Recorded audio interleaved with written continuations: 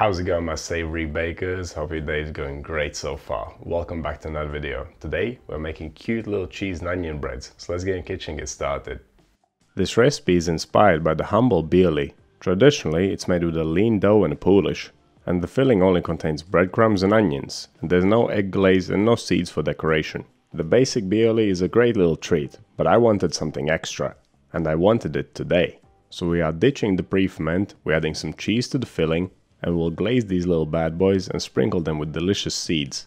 They're quick, they're easy, and they're super tasty. So let's get right to it, let's see what we need to make them. For the dough, we'll need some white bread flour, water, yeast, and salt. We'll need an egg for glazing and some seeds to sprinkle on top. I have sesame seeds, linseed seeds, and poppy seeds here, but you can choose any seeds that you like. We'll also need some diced onions and some grated cheese. I'll be using cheddar, but you can use any cheese that you want. As for the equipment, we'll need a tray with some non-stick paper. We'll need a pan for cooking the onions. We'll need a bowl for the dough. We'll need scales, a dough scraper, temperature probe, and a brush. Okay, let's begin. And first, I'll cook the onions. To save time, you could cook the onions whilst the dough is fermenting, but I was preparing my filling a day ahead of time, so that's why I'm cooking them first. Grab your pan, add a glug of olive oil, drop the onions in, add a decent amount of ground black pepper and a good pinch of salt. Then set the pan on medium heat and cook the onions for around 10 to 15 minutes. We are not caramelizing onions here, we're just cooking them to give them some color and to soften them up. Caramelized onions will be cooked on a lower heat and for a longer time. The onions for a classic bialy are actually not cooked beforehand. They are placed on the dough raw before baking, and they get fully cooked by the time the dough is done.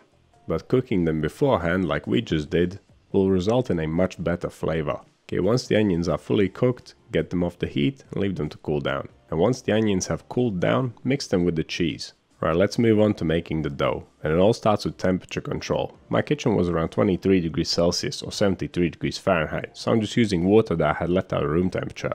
We're aiming for final dough temperature around 24 to 25 degrees Celsius or 75 to 77 degrees Fahrenheit.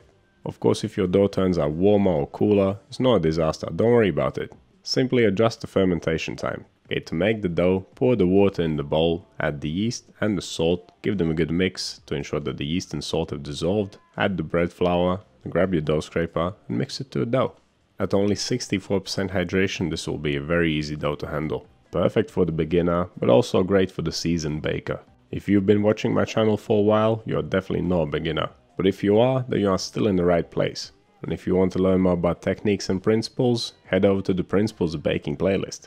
Okay, once the dough has been fully mixed, cover it up and leave it to ferment for 40 minutes. The total bulk fermentation time was around 1 hour and 20 minutes for me. And halfway through bulk fermentation, I'm giving the dough a fold. To perform the fold, dust the dough with flour, release it from the bowl, place it out on the table with the smooth side down, then fold the edge over the middle, go around in a circle until reach point where it started, then flip it smooth side up again, tighten it against the table, and that's your dough ball done. I haven't used this folding technique in a while. Instead, I've been wetting my hands and folding the dough up in the air. But that's because I usually stick with cold fermentation nowadays. We're going to shape this dough pretty soon. So folding it with wet hands might make it too sticky. So that is why I used flour and folded it on the table. Okay, so after the fold, we let the dough ferment for another 40 minutes. Now it's ready to be divided. It's still just a little bit sticky, so dust it with flour, weigh it, and then divide it into 5 equal pieces. Of course, you could make them larger, divide the dough into 4 perhaps, but they would be pretty huge. And you could also make them smaller by dividing the dough into more pieces. Bite-sized mini versions of this sound like a great idea. Would be a lot of work though.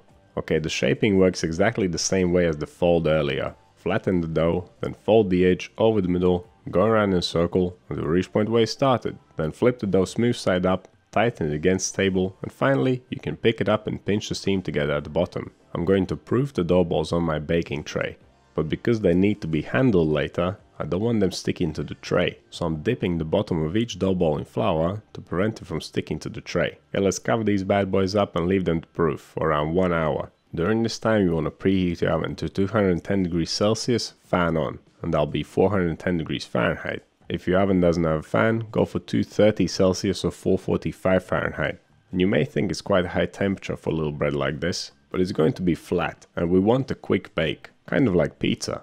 So a high temperature will work best in this case. Okay, once the dough balls look nice and puffy, it is final shaping time. Take a dough ball, dust it with flour or just roll it around in flour like I just did, and then gently stretch it out using your thumbs. You want to create a thick round edge and a thin membrane in the middle. It is just like making a tiny pizza. If the middle part is not thin enough, it will puff up as it bakes and the filling will end up looking all wonky. And getting back to what I said about pizza, we could treat these like little pizzas. We could fill them with tomato sauce, some cheese, some basil. In fact, you could fill these things with whatever you like. I have some other versions of this kind of bread on my channel as well. A sweet version made with curd cheese and raisins in the middle. There's another one where I made the dough with spelt flour. The dough is just a little delicious vessel for your favorite filling. After we have finished shaping and stretching the dough, we can brush it with egg. Go over it a couple of times. We even use the double glazing technique. I didn't do it this time because I was in a rush. After glazing, sprinkle the dough with seeds. I prefer glazing and adding the seeds before I place the filling in the middle. I think it turns out a little bit neater and tidier this way. But you can of course do it the other way around. It'll still taste the same. Whenever I'm using seeds in baking like this, I like to press them in using the palm of my hand. It really makes a huge difference in the way that they stay put. And you should always do this. Just be gentle, do not deflate your dough. Okay, one last thing before we can bake these bad boys. Distribute the filling evenly between them. Start with a tablespoon in each and then top up with the rest.